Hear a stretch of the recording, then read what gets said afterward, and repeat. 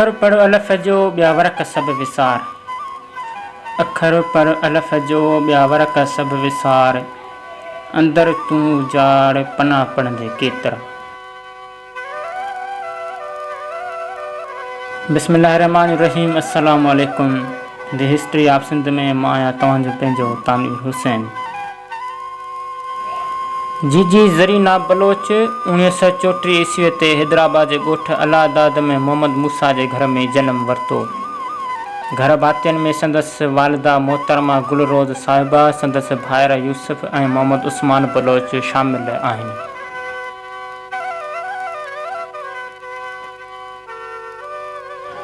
जीजी ज़रीना बलोच प्राइमरी तालीम काज़ी अब्दुल क़यूम स्कूल मां हासिलु कई।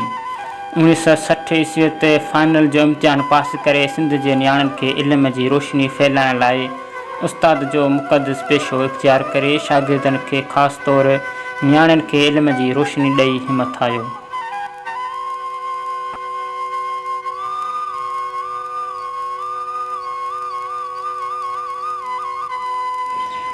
हूअ सिंध में थींदड़ सियासी जलसनि में गॾु हूंदी हुई, जंहिंजो मिसाल मार्शल लॉ जे दौर में पहिरीं पंधु क़ाफ़िलो जंहिंमें पांधीअड़नि ते पुलिस कड़की पई। ॿियनि सिंधी नियाणियुनि सां गॾु ज़रीना बलोच पिणु तशदुद जो निशानु बणिजे।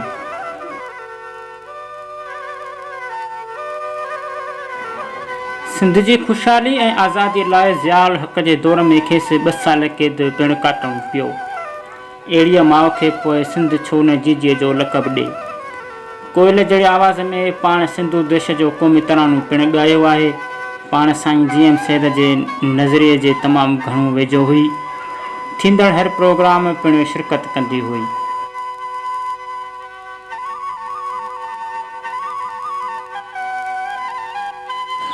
जीजीअ जी पहिरीं कहाणी रूह रेहान रिसाले में छपिजी आई। पाण कहाणियुनि जो किताबु पिणु लिखियो। तुंहिंजी ॻोल्हा तुंहिंजूं ॻाल्हियूं जे मुहाग में सिंध जे कहाणीकार खैरुनिसा जाफ़री लिखे थी त ज़रीना तूं उन करे अहम आहीं जो तो में सच जो समर आहे। समूरी सिंध तुंहिंजे साहनि में तुंहिंजे गले में पातल आहे। तूं ई आहीं जंहिं क़ौम खे जिए सिंध जाम मोहबत पीए सिंध लाज़वाल गीत ॾिनो।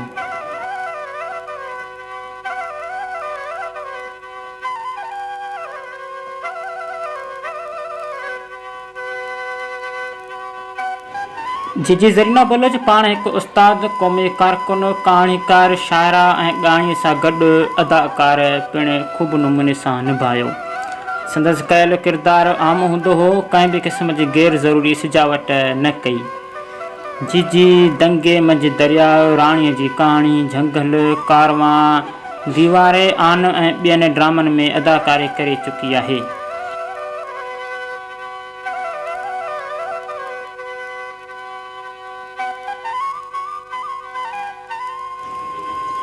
उन्हनि ड्रामनि खे वर्ल्ड फेस्टिवल इनाम पिणु मिलिया आहिनि।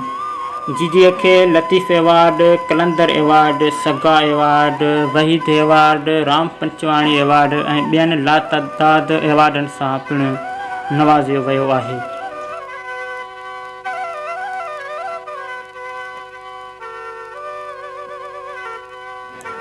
कोयल जहिड़ो आवाज़ पहिरियां 1962 ईस्वीअ ते रेडियो स्टेशन ते हलायो वियो। अॻिते हलंदे जीजी ज़रीना बलोच तमामु घणा लोकगीत ॻाईंदे माण्हुनि जे दिलनि में जाइ वठंदी वई।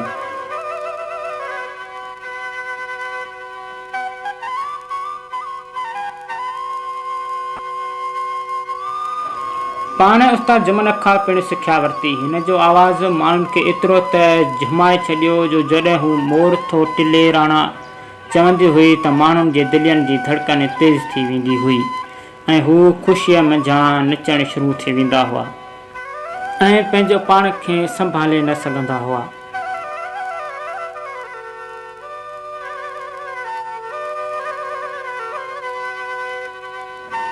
जीजी ज़रीना बलोच सिंधी भेनरुनि सां गॾु वेही सेरा पिणु ॻाया।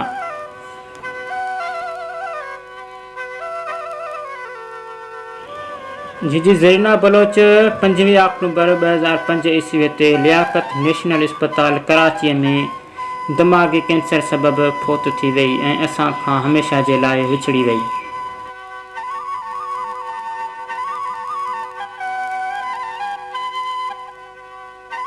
इंशाल्लाह उम्मीद आहे त तव्हां सभिनी खे हीअ वीडियो ज़रूरु पसंदि आयो हूंदो।